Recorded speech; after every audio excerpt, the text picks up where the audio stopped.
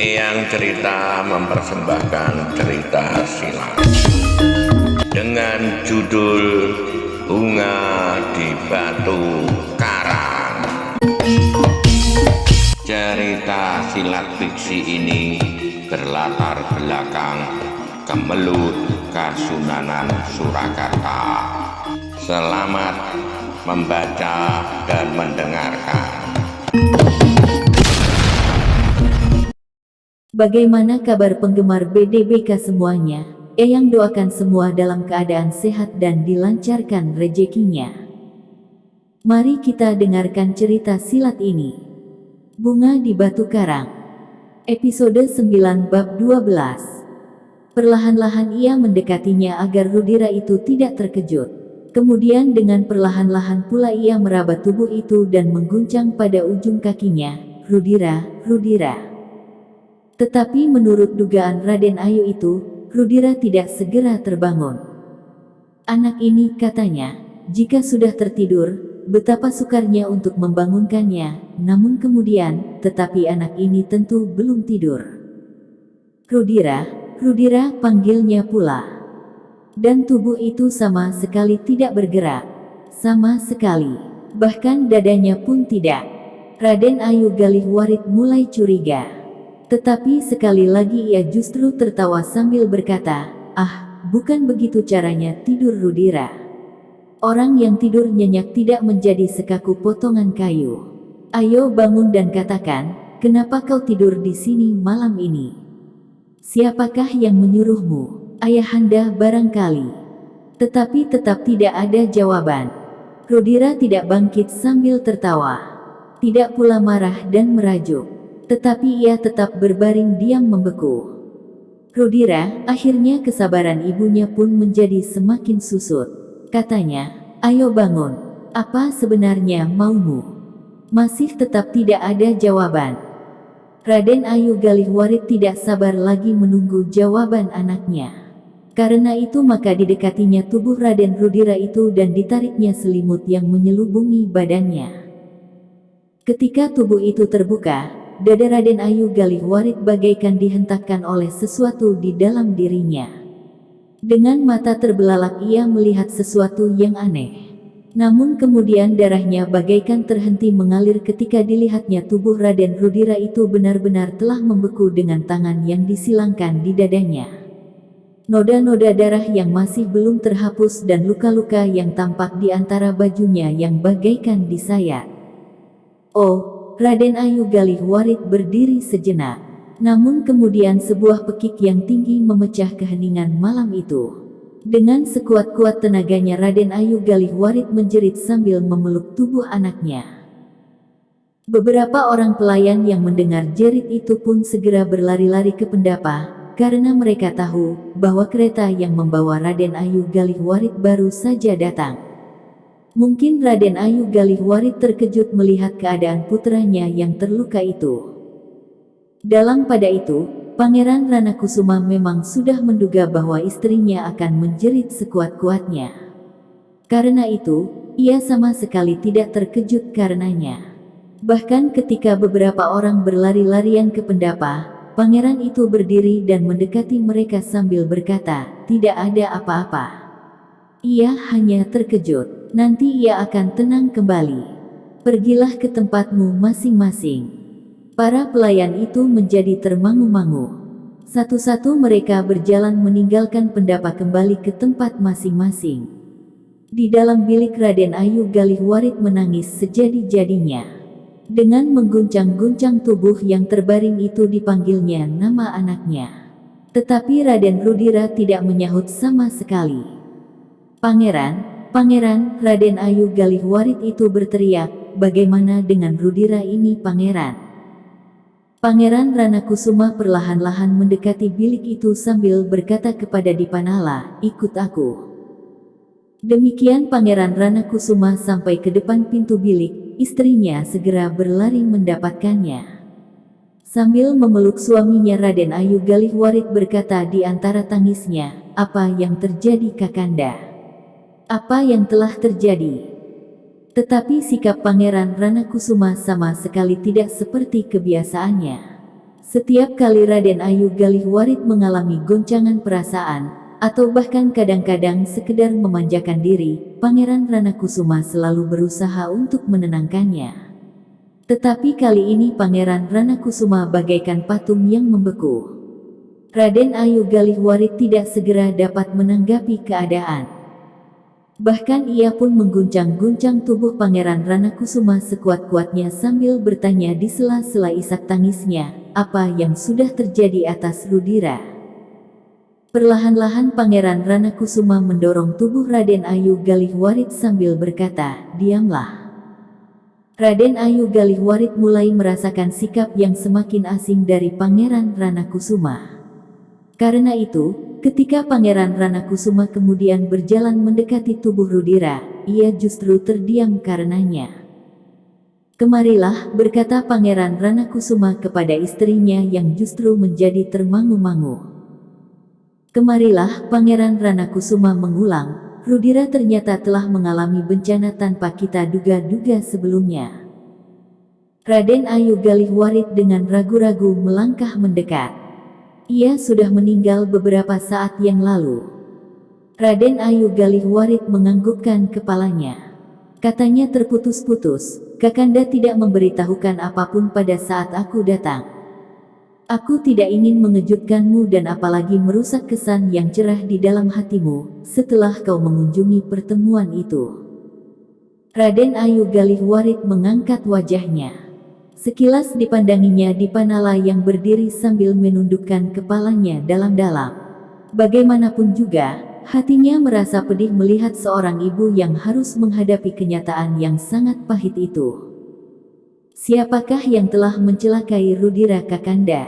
Pangeran Ranakusuma menggelengkan kepalanya. Katanya, "Aku tidak tahu. Ia diketemukan terkapar di jalan." "Oh, lihatlah lukanya. Luka itu bukan luka senjata tajam, tetapi lukanya adalah luka peluru." "Peluru?" "Ya, peluru Company." "Oh, bagaimana mungkin hal itu terjadi?" "Tidak ada yang dapat mengatakan dengan pasti." "Apakah Rudira hanya seorang diri? Biasanya ia pergi bersama Mandra." "Mandra juga mati." "Mandra juga mati." "Ya, tetapi dalam kedudukan yang lain. Bagaimanapun juga nakalnya Rudira, tetapi kali ini ia terbunuh selagi ia ingin menyatakan sikapnya sebagai seorang anak laki-laki yang baik." "Aku tidak mengerti."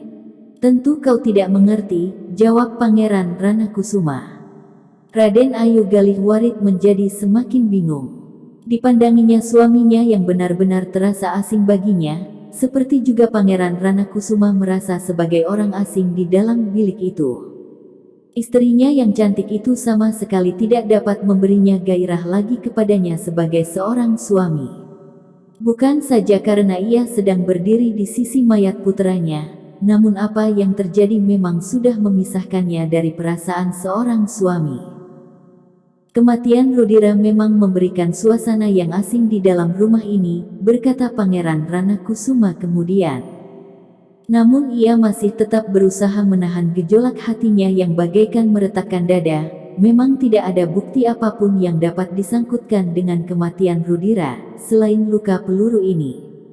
Tetapi di Surakarta ini ada beberapa buah senjata yang dapat melepaskan peluru seperti ini. Raden Ayu Galihwarit mengangguk kosong. "Tetapi senjata yang manakah yang telah melepaskan peluru dan melukai Rudira, tentu sulit sekali untuk diketahui." Istrinya menganggukkan kepalanya sekali lagi. "Tetapi," berkata Pangeran Ranakusuma selanjutnya, "masih ada kemungkinan kita dapat menemukan pembunuh anak kita." "Siapa yang telah membunuhnya, Kang Mas?" "Seseorang melihatnya." "Bagaimana seorang perwira Company menembaknya?" Oh, dada Raden Ayu Galihwarit menjadi berdebar-debar. Perwira Company itu meloncat dari sebuah kereta. "Kereta?" Suara Raden Ayu Galihwarit menjadi bergetar. "Ya, seseorang melihat sebuah kereta yang baru saja keluar dari tempat pertemuan yang meriah." Tetapi ternyata ada kereta lain yang sudah menunggunya di tempat yang gelap. Seorang perwira kumpeni telah berpindah tempat dari kereta yang berhenti lebih dahulu ke dalam kereta yang kemudian. Oh, siapakah yang mengatakannya? Tunggu, ada hubungannya dengan kematian Rudira. Wajah Raden Ayu Galihwarit menjadi pucat. Apakah yang sudah dilakukan oleh Rudira? Pangeran Ranakusuma menarik nafas dalam-dalam. Seakan-akan sesuatu telah menyumbat di kerongkongannya. Namun akhirnya terucapkan juga dari sela-sela bibirnya, Rudira ingin melihat apa yang sudah dilakukan oleh perwira itu, karena ia mendengar suara seorang perempuan di dalam kereta yang kemudian.